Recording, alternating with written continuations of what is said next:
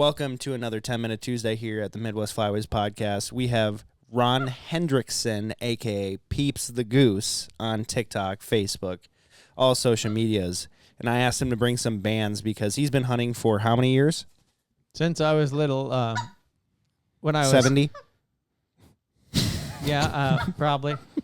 Somewhere around there. Well, anyway, are you talking about the year 70? I was born in 76, so when I was like 5 or 6, I started with the BB gun, and my dad, I never realized that he was using me. I'd crawl to the other side of the pond. He'd say, you got to go way out and around, and that'll work the best, and you crawl up on them. Well, I realized when I do that, I'd be on the other side of the ducks, and then they'd fly out his way. Yeah. But anyway, so I crawled out, and I got a ring bill. I hit it in the head with a BB gun, and he's like, oh, my God, he really got one. And I'm like, yep, yeah, I did. And it was banded? Nope, it was my first duck, but with the BB That's gun. unbelievable.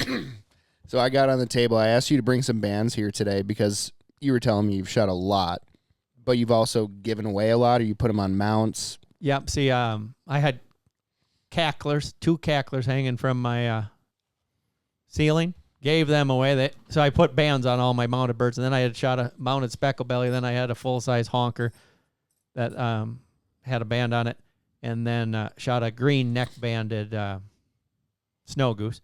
Well, anyway, the funny thing is that yellow neck band, we shot a bunch of snow geese, and they fell every direction, and then the dog swam into the sun in a different pond that was on the other side of the road. And it came back with that neck band, and we did not shoot that. That was somebody else's, and the goose was rotten. How did you, well, because it was rotten. Yep, it was like, orange from the water. It had been in the water 2 or 3 days at least, Sure. So I feel bad. Somebody lost a trophy there, Damn, that's crazy. But it was and you have a couple goose bands there, and they're 1048. So how long ago did they shoot those? I don't even know. Like, I know that, like, the little redhead that I shot, it was 6 months old. It was banded in Washington, and I shot it in Saskatchewan, so it went the wrong way, for God's sakes. Yeah. And then I remember one of them was a Ross goose, and he was like, 16 years old. He was old goose. And then a lot of them were, just 2-year-old snow geese and stuff like that. Is there a band that you can think of right now if I just said, like, what band has had the most? What band do you remember the most? What's got the best story to it? The redhead, I broke the ice. My dog would not retrieve. So I broke the ice, got my underwear, grabbed the dog, and swam the dog out there, and then said, this is what you do. And I bit the duck in my mouth and then brought it to shore. Well, anyway, then I got 104 temperature and I almost died. I thought I was going to die up there, but I still hunted for another, 7 or 8 days. And you're in Saskatchewan. I should have been in the hospital, but anyway. You're a psychopath. Here's a funny story. Yeah. When we were in Saskatchewan, we were so far. We were, moving down the fence line shooting birds, right? When they're going back to the roost, like a half a mile between. So we'd shoot them going back. Well, then it got so dark we couldn't, because you're running and picking up geese. We left our dogs in the car. I hit the unlock button, and we were so far away that we didn't even know which way our car was. And I said, forgive me, God. And I took the shock collar, and I shocked my dog that was in it was in the back of the truck in the kennel, because the shocker goes like 1.5 miles or whatever. So it would your key fob wouldn't go far enough. Wouldn't work. So I'm like, and the poor dog is like, what the hell am I doing wrong? I'm in a kennel. Leave me alone. Pablo. But Pablo's anyway, going nuts. Yeah. Anyway, so I felt terrible, but otherwise we'd have never got home. You wouldn't have found your way unless you shocked the dog. No, because everything, it's just pitch black up there. There's no houses. There's no nothing. So there was nothing to market. So I felt pretty bad. What's this tiny little guy? Just a little baby band. That might be a pigeon. No. Metal pigeon band? This thing's tiny, man. I don't know. That looks like a pintail band. You ever shot a pintail band? Never abandoned a pintail. What about green winged teal? No. I don't know. Honest to God, Damn. I don't know what world it is. That's crazy. It literally fits inside. Have you reported all of your bands? Yeah, I reported every one, so I don't know. That's the thing. Maybe it's that redhead. Could be, I guess. Because I only shot... That would make sense. I think it's a redhead, and then I shot a greenhead down in Texas. Yeah. The band it was just all war to nothing. And that duck had a lot of parasites because he was so old. I mean, he was horrible. Yeah. Yeah. I've never seen a diver band in person, and I've never seen, other than a green-winged teal or a blue-winged teal band, but this is bigger than a teal band. So That's bigger than a seal band? yeah.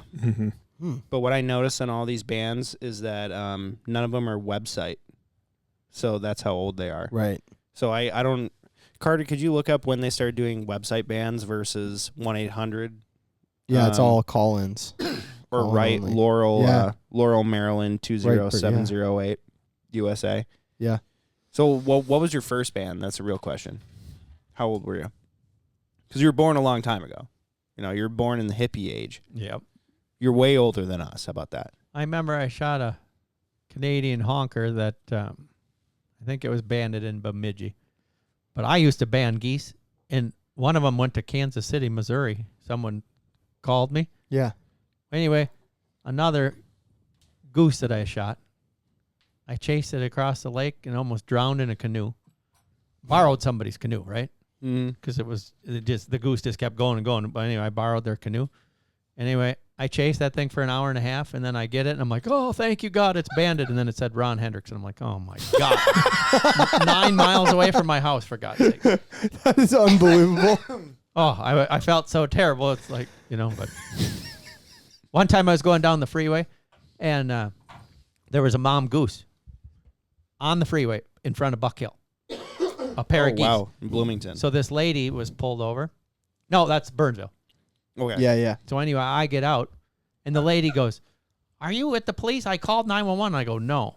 So anyway, right away, I started catching all the babies because I know they're going to all cause an accident, right? Here comes the state patrol, and it was a little Vietnamese guy. And he goes, are you the one who refused to get off the freeway and told 911 you would not move? And I go, God, no. And he goes, get in your vehicle. Get in your vehicle. And I had 11 babies, and there was 13 of them. I mean, you can only hold so many of them. Right. So anyway, the mom or the dad, one of them flew up, and it was on my head, just pounding me. And Just shit going down the chair. It was 2007, by the way. 2007. Mm-hmm.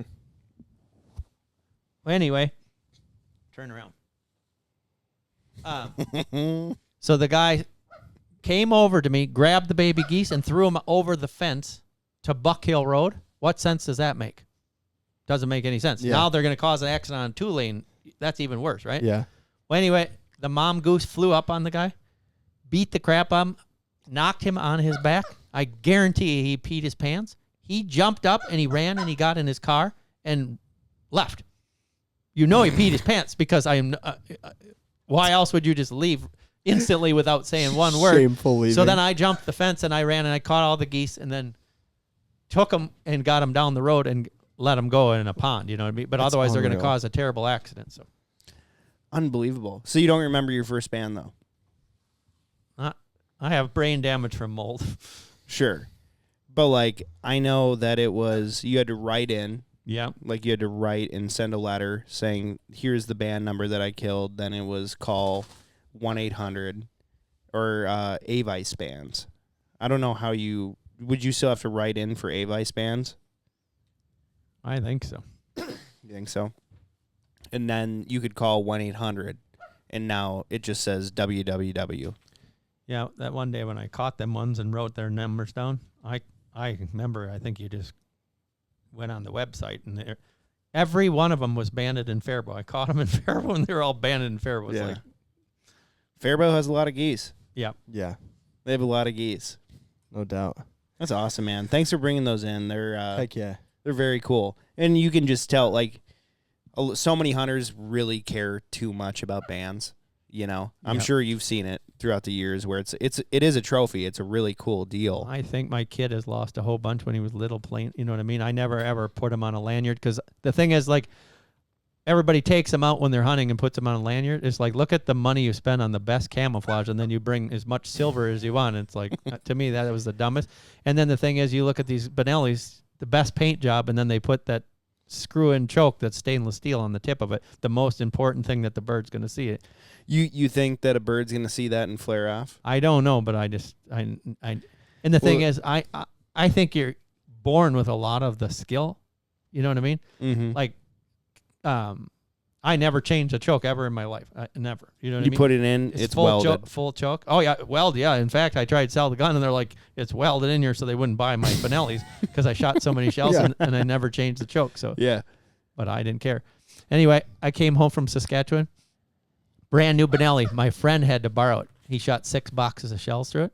I ran next door to my mom and dad's house. I came back.